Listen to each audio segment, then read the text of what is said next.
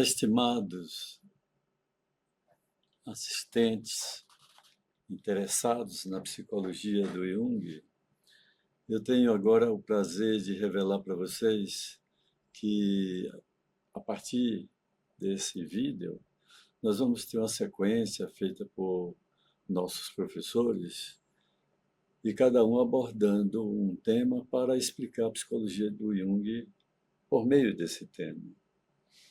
Hoje eu vou perguntar a vocês se vocês acham que nós somos pessoas capazes de lidar bem com o inesperado. Por que será que nós somos tão ruins em prever o inesperado? E se vivemos cercados de dados, estatísticas, enfim, compreendendo inúmeras informações, com todo esse meio de informação que possuímos, atualmente até a inteligência artificial, etc. Então, mesmo vivendo cercado de estatísticas, previsões, porque ainda assim a vida insiste em nos surpreender nos pontos mais sensíveis. E o que é que nós fazemos quando nos encontramos com aquilo que não foi previsto? O que nós fazemos com aqueles acontecimentos externos e internos? Essa é a minha missão de procurar mostrar para vocês uma ideia que possa fazer refletir sobre a psicologia do Jung. O nosso curso de psicologia do Jung foi trazido para aqui, para a Bahia, para Salvador, há 28 anos. Fundamos o Instituto Jungiano da Bahia e foi o pioneiro no ensino acadêmico da psicologia analítica. Hoje, o Instituto Jungiano da Bahia, além da pós-graduação em psicologia analítica, tem também o modo de oferecemos cursos que permitem a vocês aprimorarem o conhecimento. Apresentamos cursos também para aqueles que querem se familiarizar, conhecer sobre si mesmo, ou conhecer sobre a psicologia analítica e aplicar profissionalmente, seja qualquer profissão. Eu pergunto, vocês já tiveram uma sensação de que isso nunca aconteceria comigo, até isso acontecer? É uma situação em que pensamos que aquilo que aconteceu, a gente tinha a sensação que nunca iria acontecer. Peço a vocês que pensem nisso, se isso é uma verdade. Hoje vamos conversar sobre a lógica do cisne negro. Foi trabalhada pelo matemático Nassim Nicholas Taleb. E esse matemático, ele é da Líbia. E vamos aproximar, então, a ideia da psicologia analítica de Jung dessa proposta de olhar o inesperado tanto no mundo externo, que são essas crises, perdas, rupturas, quanto no mundo interno, sintomas, sonhos, afetos, tudo que escapa ao controle do ego. O nosso ego, ele parece querer ter o controle das coisas e nada existe para ser controlado. Na psicologia analítica, essa relação com o imprevisível é central para compreender o inconsciente e todos aqueles arquétipos que o Jung fala, como a sombra, a persona, anime animus, e o processo de individuação.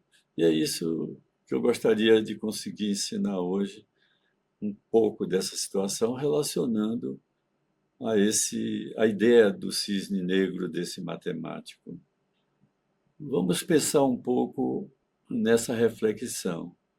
O que acontece com a nossa história de vida quando algo rompe completamente o roteiro que havíamos planejado?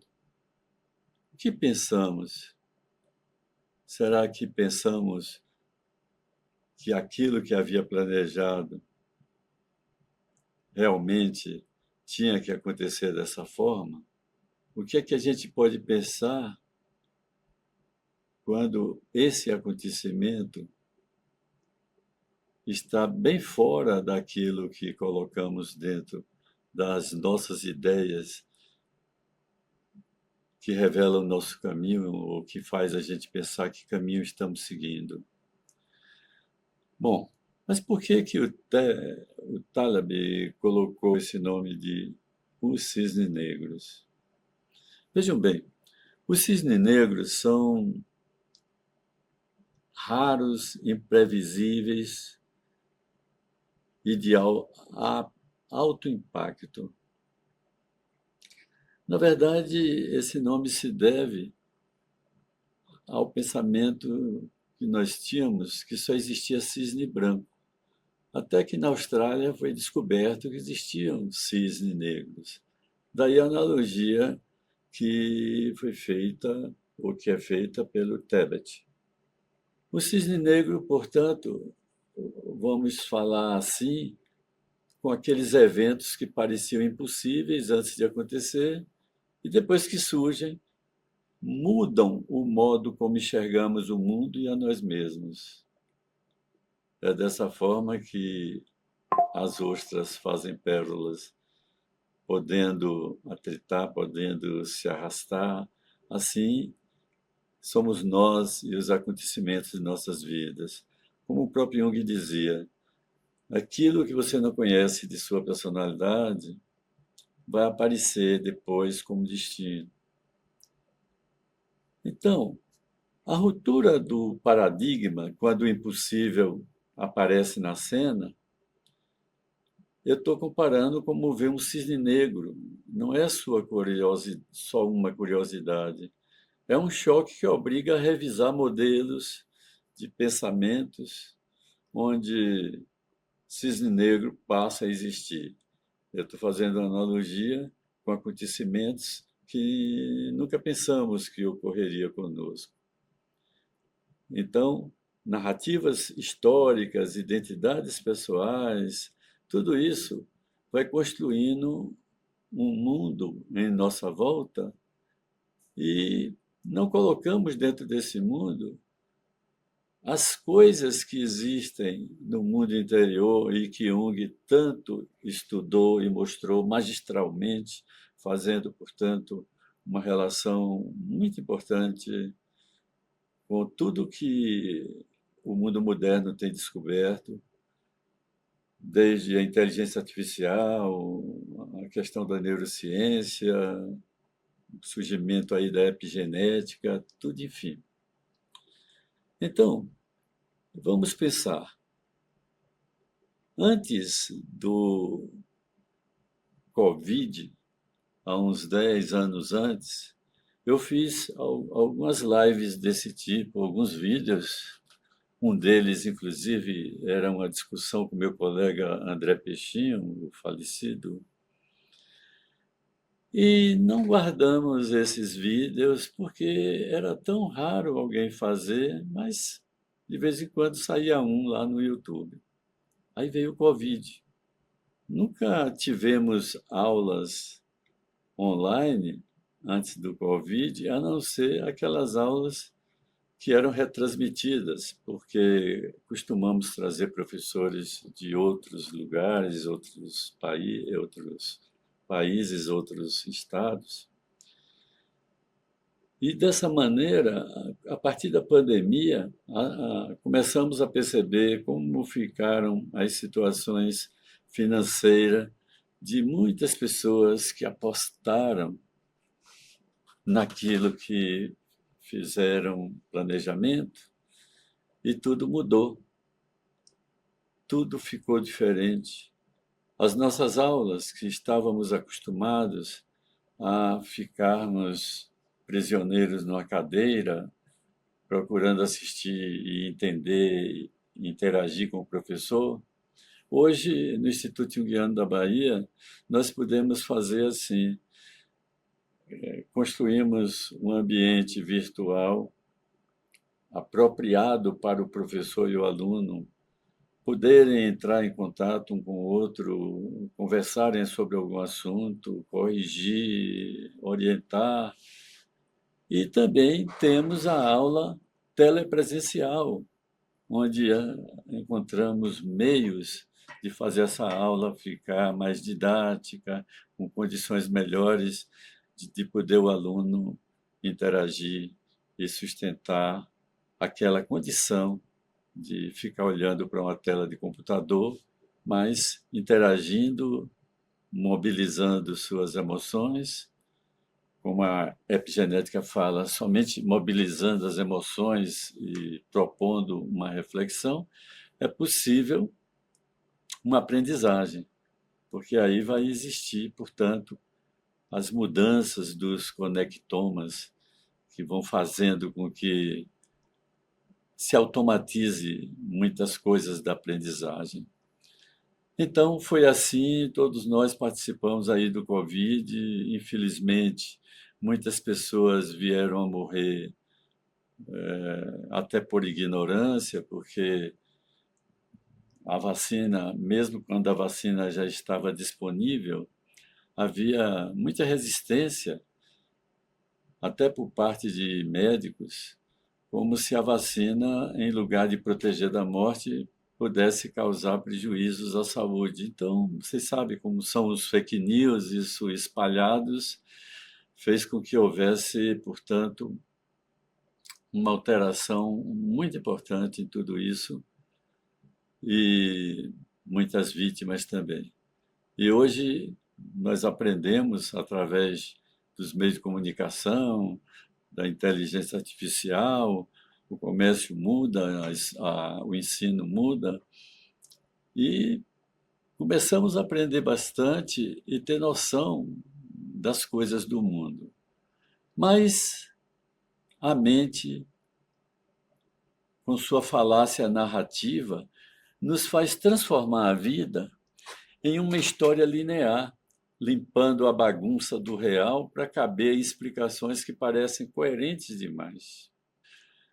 E são essas explicações coerentes que, quando nós nos confrontamos com o inesperado, aí vamos dizer: apareceu o cisne negro. Eu não esperava por isso.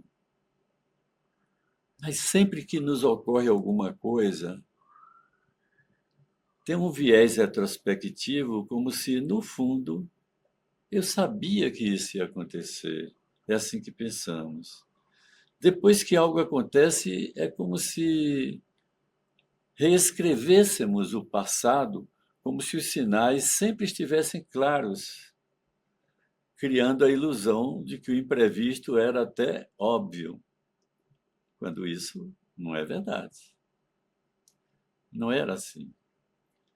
Então, esse excesso de confiança, eu vou dar um exemplo, uma analogia, melhor dizendo. Esse ano aí, vamos imaginar um fazendeiro e sua criação de peru. O peru está se sentindo, eu imagino, né, confortavelmente alimentado, protegido, não lhe falta nada, mas o peru não tem ideia do que vai lhe acontecer, nunca os terá. O fazendeiro, sim. O fazendeiro sabe que tudo aquilo que foi feito tem uma finalidade. Ele vai ser alimento nesse Natal, no momento dessas celebrações todas. E, consequentemente, se fizermos uma comparação, é como se dentro de nós tivéssemos o peru e o fazendeiro que sabe o que vai acontecer. Mas não é assim. É uma ilusão. Nós nunca sabemos o que vai nos acontecer. por mais que se faça determinadas previsões. Obviamente que, em termos de estatística, em termos de probabilidade, quem tomou a vacina está isento de ter a doença. E se tivesse, era uma doença que dificilmente vai matar. Aí vai depender também da condição biológica, que seria rara não responder bem à vacina. Então, podemos concluir que, ao tomar a vacina, nos sentimos protegidos. Muito bem. Assim como o peru que confia nos dias estáveis até o abate, nós superestimamos o quanto sabemos e o quanto conseguimos prever apenas olhando para o passado. Mas não, nós vivemos como o peru mesmo, né? Mas cada vez que tratamos a vida como um jogo com regras fixas, estamos errando, estamos com grande probabilidade de se confrontar com o cisne negro e não saber lidar com isso, não saber lidar com o imprevisível. Quando pensamos o risco como se fosse um cassino, como a vida fosse comparada a isso, ignoramos justamente aquilo que está fora do modelo, onde muitas vezes é aí que está a ameaça. Vamos pensar o seguinte: Taleb fala do imprevisto no mundo externo, as coisas que ocorrem lá fora. Agora, vou fazer uma ponte com Jung. Jung lembra que algo semelhante acontece dentro, porque a consciência é apenas uma pequena parte da psique. Ora, se a minha consciência é uma pequena parte da psique, e quem rege os conteúdos da consciência é o ego, e esse ego é tão pequeno frente a algo maior que nós vamos chamar que nós chamamos de self, aquilo que é a totalidade, aquilo que tem os mistérios, os símbolos e todos os acontecimentos que possam ser compreensíveis ou não. Ou seja, quantos seres humanos vão ter que responder pena porque quem cometeu aquela ação foi a personalidade que ele desconhecia em si mesmo. Portanto, se nós pensarmos dessa forma, vamos entender o quanto é importante que esse ego possa se render a algo maior, que é o self, aquilo que contém tudo do inconsciente coletivo, tudo que é da natureza. A consciência nossa, ao desconhecer o que não cabe na nossa autoimagem, Jung chamou de sombra.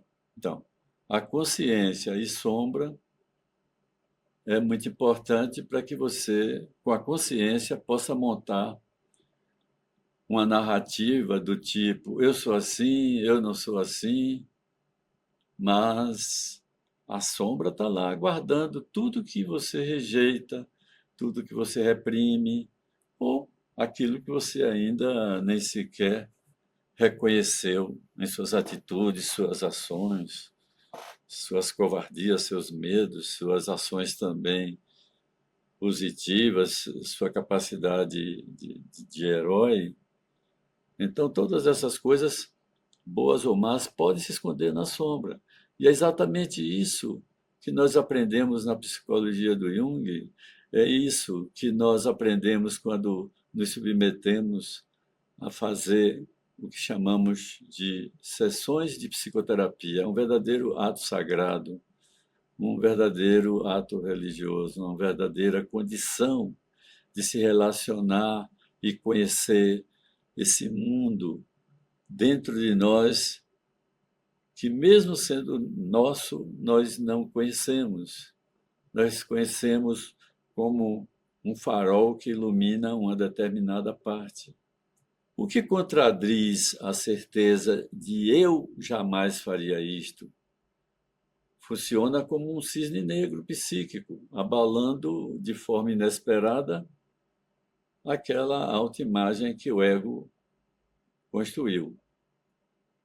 Ah, jamais eu faria isso. Essa é a autoimagem que o ego construiu. Mas não é isso que o self vai consentir nem sempre. Quando, vamos fazer uma analogia entre o ego, o homem, e o self, a ideia de Deus, a imago Dei, essa experiência de Deus quanto experiência do inconsciente coletivo. Na Bíblia babilônica, tem um anjo chamado Kildare, que Deus coloca ele, na época lá de Moisés, para fazer algumas ações no mundo. Então, nesse mito, o Moisés encontra o anjo Kildare e pergunta por que ele está na terra, e ele então diz que está a mando de Deus executar algumas tarefas. Moisés se interessa em acompanhá-lo, mas o anjo previne. O homem não compreende o que Deus determina, o que Deus faz acontecer. Então é melhor que você não me acompanhe, Moisés. Moisés, muito confiante em si, não, eu posso sim, eu vou compreender Deus. E aí vai surgindo os acontecimentos que o anjo Kildare vai fazendo, e o Moisés achando aquilo muito difícil ter sido um mando de Deus, mas era assim. Os acontecimentos. Nossa psicologia é a única psicologia que considera dois centros de decisão: a do ego e a do self. Bom, tem um caso que é um caso público, a gente pode falar, mas quando eu li Feliz Ano Velho, o autor falava de todo aquele sofrimento que passou quando ele resolveu fazer uma brincadeira imitando o tio Patinhas mergulhando no cofre forte e mergulhou numa poça rasa onde fraturou a cervical. Então Marcelo Rubens Paiva ficou transtornado, como é de se esperar, mas o que ele escreveu no livro foi uma maneira de escrever que todo mundo se apaixonou por isso e o livro foi muito bem vendido, foi um best-seller. Hoje se tornou um bom escritor, fazendo script de novelas, filmes, etc., com família, e dizendo que ele, talvez se não houvesse o acontecimento que houve, ele seguiria a vida de uma forma que talvez não tivesse nem vivo hoje e possivelmente desfrutando a família e o prazer de viver que ele tem hoje.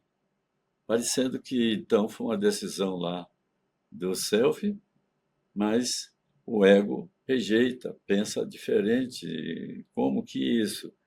Aí, aqui no Nordeste tem um ditado que o pessoal fala muito: Deus escreve certo por linhas tortas.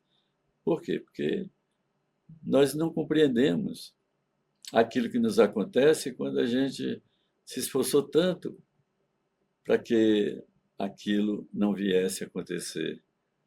A pessoa está focada em ganhar, ganhar, e esquece de evitar perder.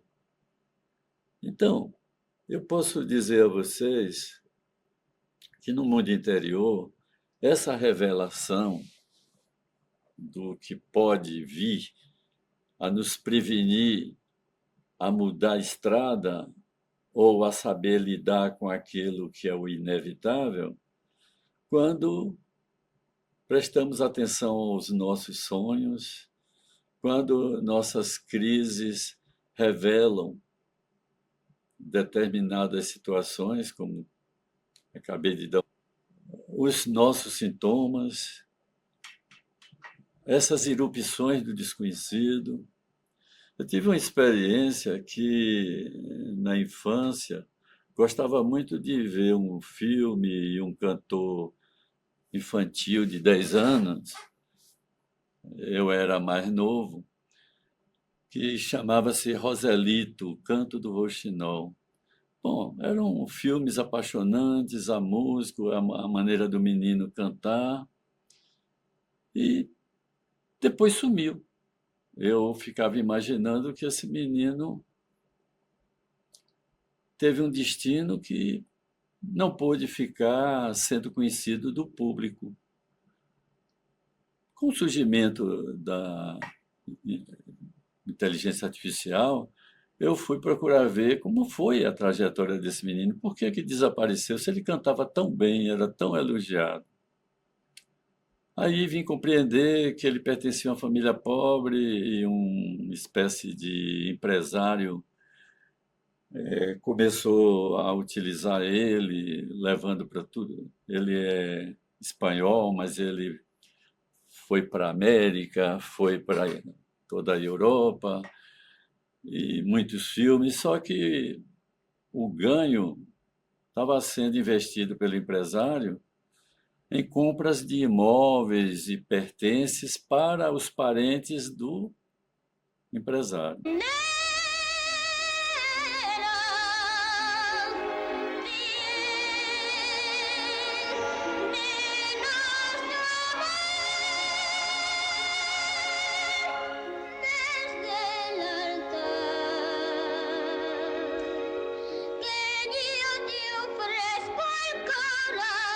Conquistó España y el mundo con su voz. Le llamaban el pequeño ruiseñor.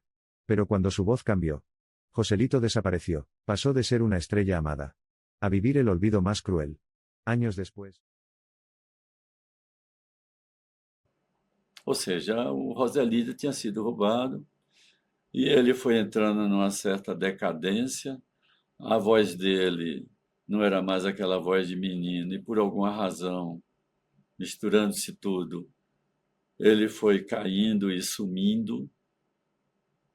Aí descubro essa semana que ele está com 83 anos, ainda existe, mas a pergunta que se fez a ele num programa de televisão foi: como é que foi para você sair da pobreza e voltar de novo para a pobreza, ainda tão jovem?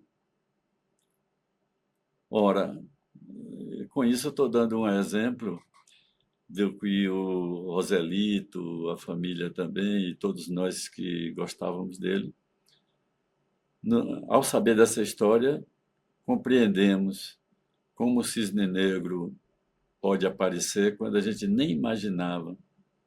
Um pouco parecido foi Nica Costa também.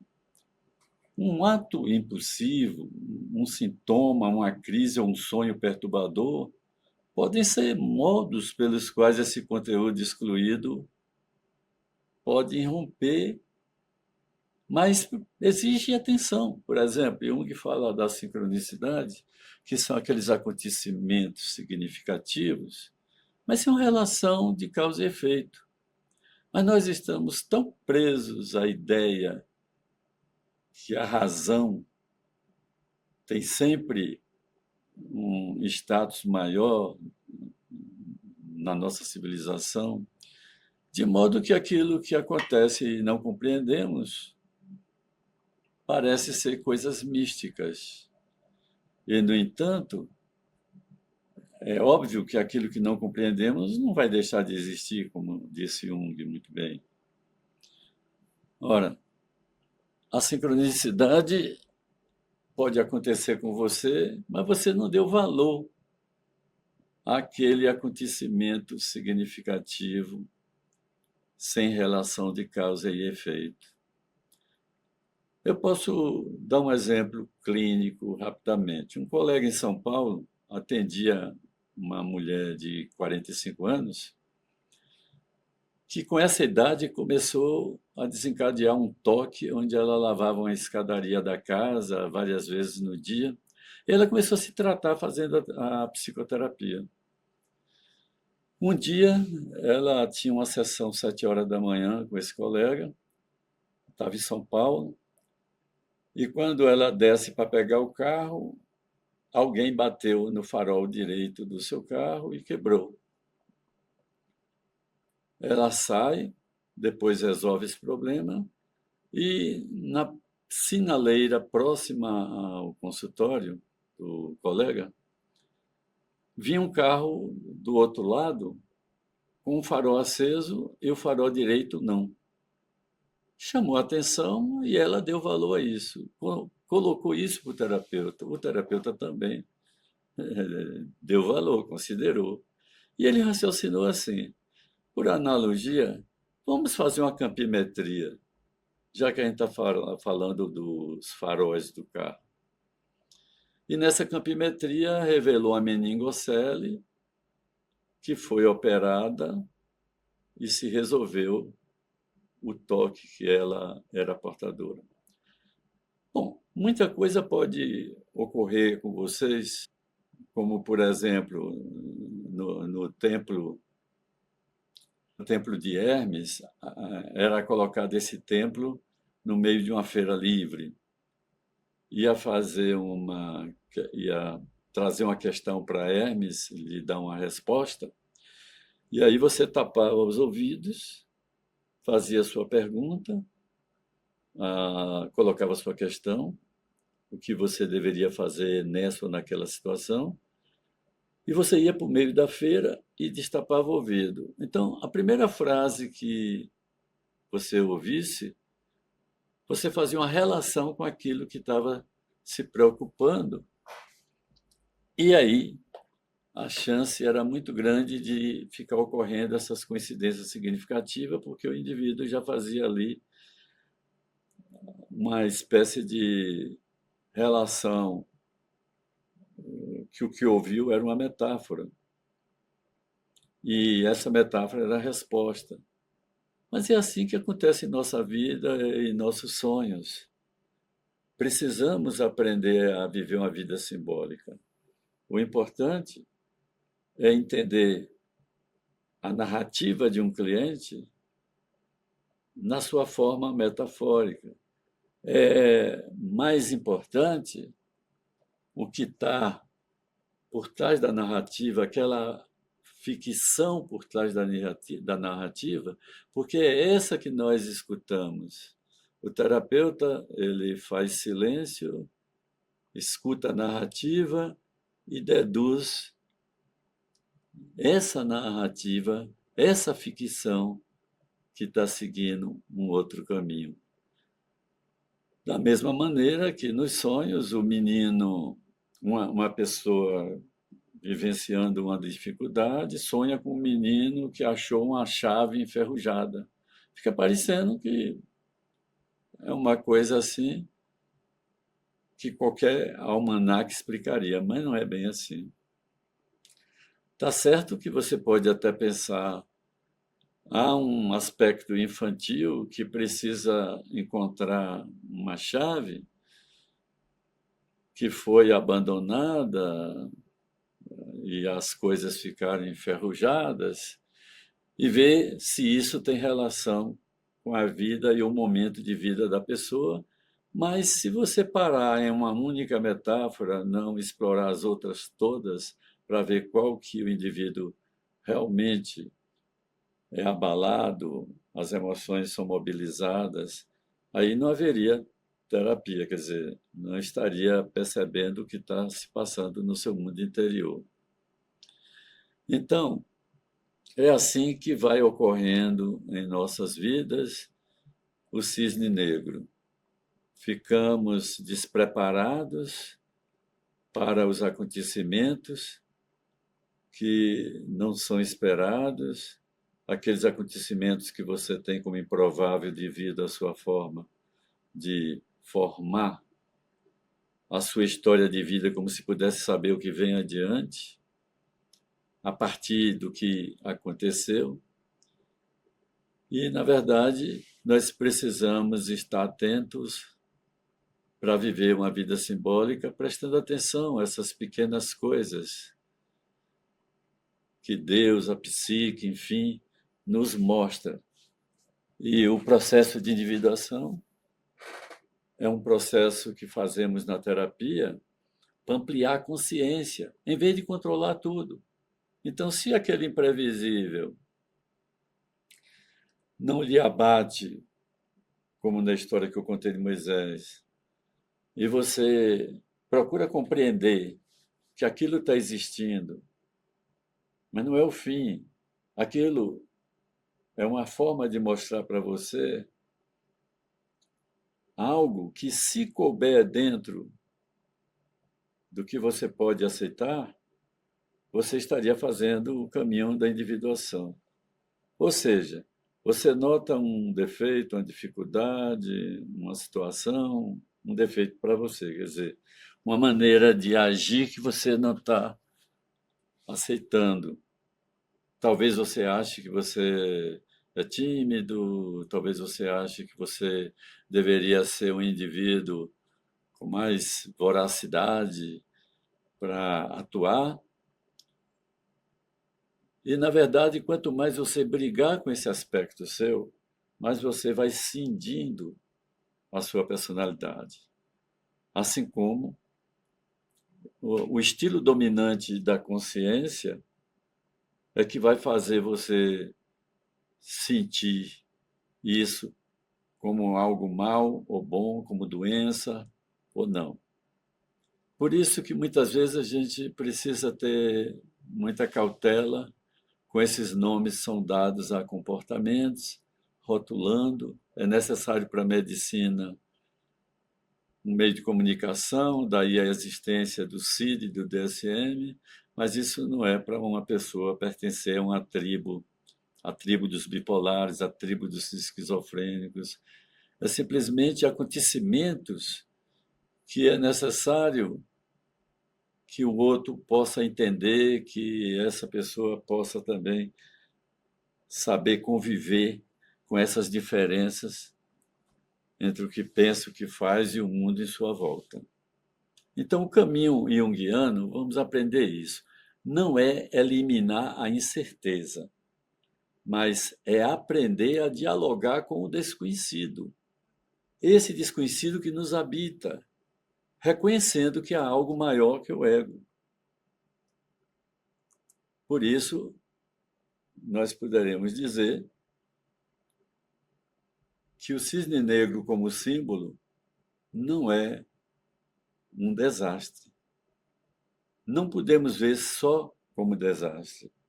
O cisne negro como símbolo, se aparece depois de uma palestra que você ouviu como essa, que falou do cisne negro dessa maneira, e você sonha com ele, isso tem muita relação com o que você compreendeu do cisne negro.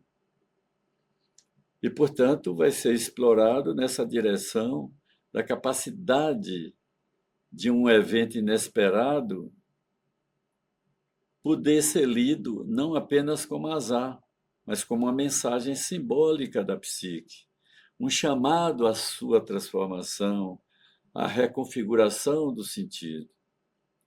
Então, um sonho impactante irrompe a narrativa do ego, um cisne negro na vida interrompe o roteiro e obriga a criação de uma nova história. Enquanto Jung está falando do mundo de dentro, Taleb está falando desse mundo externo. Claro que tem uma correlação, mas uma coisa é nos preocuparmos que aquilo que se vê lá fora passa primeiro por nossas percepções, por nosso modo de pensar, pelo estilo dominante da consciência. Você pode ver um menino de 20 anos, assim, pensativo, não tanto brincalhão, evitando até o meio social. E se o estilo dominante da sua consciência é que depressão é isso, você vai rotular o menino de depressão e corre o risco também do profissional rotular de depressão. se não for feito, ao menos, se não for feito a psicoterapia. No momento que é feita a psicoterapia, o menino pode ser simplesmente um menino introspectivo que está vivenciando uma experiência interna muito importante para aquela fase da vida dele, porque a própria natureza sabe o que faz, Deus é a natureza, é um fenômeno, e sabe o que faz. O caso de Ana, por exemplo, uma cliente ficcional aqui, ela era uma executiva eficiente, toda organizada, racional. Ela via seu modelo de vida num crescimento, numa evolução. De repente, ela vê esse modelo de vida ruir diante de um evento imprevisível que não cabia em seus planos. Era até o contrário. Aí é onde essa crise que a Ana enfrentou foi uma abertura para a sombra. Ela foi fazer psicoterapia, foi compreender seu medo, seu desamparo, sua inveja, sua agressividade, esses desejos antigos que emergem, desmontando a persona eficiente e expondo a sua criança assustada e a vocação criativa abafada.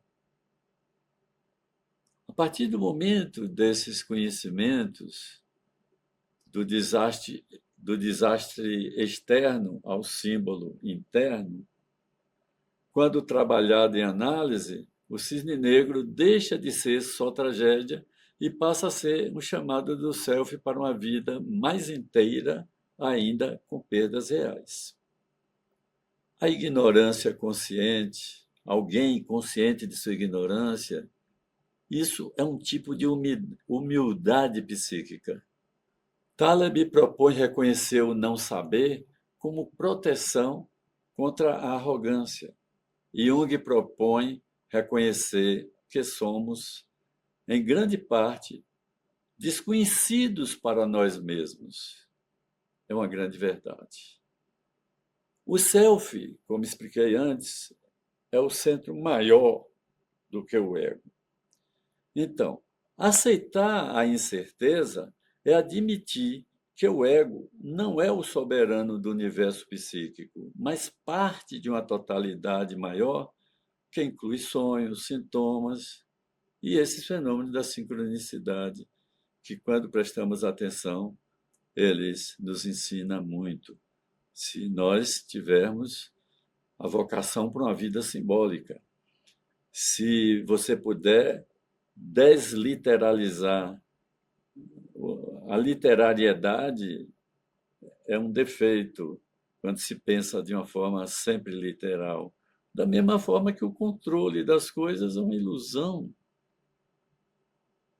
Mas todas as vezes que ficamos excessivamente de um lado, na unilateralidade, vamos criar uma dificuldade. Imagine uma pessoa criada num ambiente de cultura onde a valorização da competência e a incompetência vai sendo construída uma sombra. Essa pessoa vai sofrer muito para manter essa competência em tudo que faz. Por quê? Porque a consciência dessa pessoa separou a competência que colocou na consciência, e daí os grandes esforços para manter, enquanto que a incompetência que fica no inconsciente fica perturbando e fazendo essa pessoa virar noites estudando, fazendo esforços até entrar no burnout, porque não tem a condição física, biológica, clínica de fazer aquilo que andou fazendo. Da mesma forma, quando você fica muito na unilateral em acreditar alguma coisa. Porque quando você acredita, o que vai acontecer? A dúvida no inconsciente, ou a traição no inconsciente, vai lhe perturbar o tempo todo. Você só cria o núcleo da traição quando você confia. Você só cria a dúvida quando você acredita. Então, se você acreditar de uma forma unilateral, a dúvida vai lhe perseguir.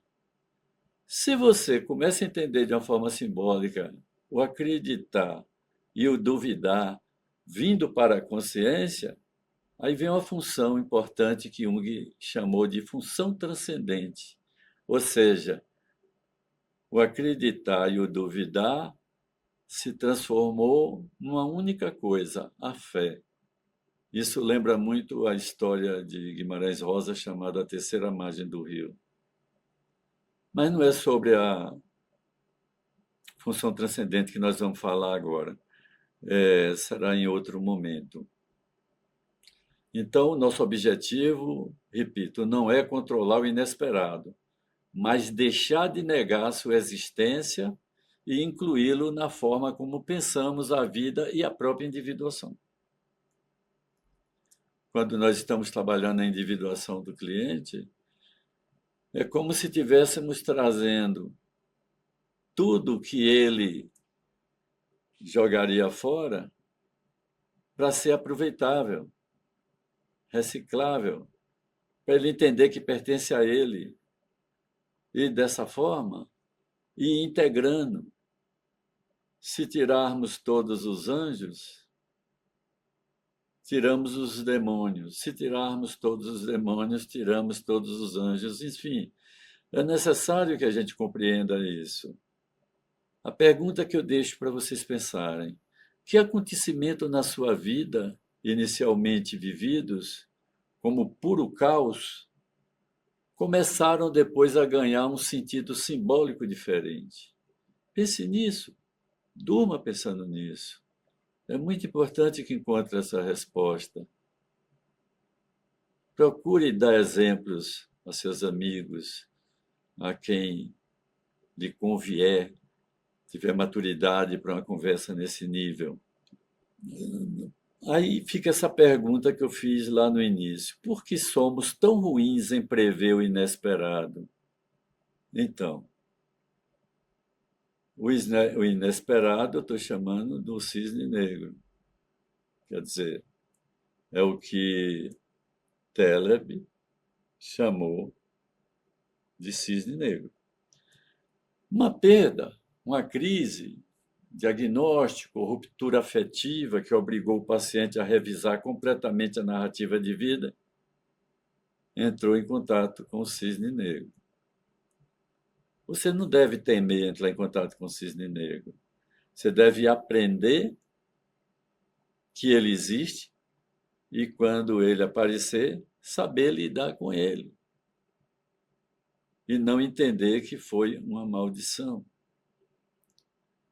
Um paciente que, depois de uma separação ou falência, passa a contar a história como se todos os sinais estivessem lá desde sempre, parecendo que ele já sabia desde antes. Ilusão. Aquela ilusão também. Isso nunca aconteceria comigo. É porque não sabe da existência do imprevisível. A situação em que ninguém está imune a determinado tipo de crise até que ela chegou, revelando, portanto, o excesso de confiança daquela pessoa. É muito importante a gente prestar atenção aos nossos sonhos. Introduzir um sonho em que a sombra aparece de modo inesperado, ilustrando o cisne negro, quem sabe nos previne para estar de prontidão quando ele aparecer. Um acontecimento inicialmente vivido como catástrofe vai, ao longo da análise, se transformando em experiência significativa no processo de individuação. Mas você pensou ou teve isso como uma catástrofe, como exemplo de Ana. Relacionar o caso à precarização do trabalho, à insegurança econômica, a burnout e modo de vida que apostam demais no controle. Essa é a grande questão. Eu quero convidar vocês a procurar identificar os cisnes negros pelos quais você já passou. Mas preste atenção aos cisnes negros externos, é uma história de vida, mas o cisne negro interno, que é a maneira como você reage a eles. Então, um casal provavelmente vai culpar o outro pelo comportamento e vice-versa, e, na verdade, qualquer um poderia não reagir àquele mesmo comportamento que a esposa faz, enquanto você poderia estar reagindo. De modo que qualquer relação é uma coparticipação. E dessa maneira eu quero convidar a todos vocês a lidar e aprender a lidar com o inesperado, de modo que esse inesperado não seja um inimigo a ser eliminado, ou como um possível mensageiro de algo que precisa nascer em sua vida psíquica. Então, lide assim com o inesperado. Não é um inimigo a ser eliminado, é um possível mensageiro de que algo precisa nascer em sua vida psíquica para seguir a individuação. No plano externo, o cisne negro lembra que o mundo é mais imprevisível do que nossa mente suporta reconhecer. Mas no plano interno, Jung lembra que nós mesmos somos mais desconhecidos do que gostaríamos de admitir. Entre essas duas lembranças, abre-se a chance de viver com mais humildade, menos ilusão de controle e mais abertura simbólica. Talvez o inesperado nunca deixe de assustar, mas pode deixar de ser apenas um inimigo e tornar-se pouco a pouco um mestre no caminho da individuação. Eu quero lembrar a vocês que vamos ter palestras semelhantes a essa, retomar uma imagem que vocês possam ter tido com maior mobilização de afeto durante a palestra e refletir sobre ela, é uma das maneiras de viver a vida simbólica. Então, fica aqui o convite para vocês assistirem nas próximas semanas assuntos como esses, instigantes, mobilizador desse interesse para conhecer como nós funcionamos. Eu creio até que a gente começaria no ginásio a começar a compreender que temos uma psique e como é que a gente começa a funcionar, mas, infelizmente, precisa mesmo que hoje a gente se dedique ao estudo da psicologia. E lá o Instituto Jungiano funciona fundamentos da psicologia analítica, os vários temas da vida em cursos breves de final de semana, mas também em cursos mais longos, semestrais, como também a pós-graduação. E temos um curso que é para quem fez a pós-graduação, que se chama de aprofundamento, ou seja, é um curso para que vocês possam ter uma qualidade de trabalho melhor naquilo que já faz. Obrigado pela assistência.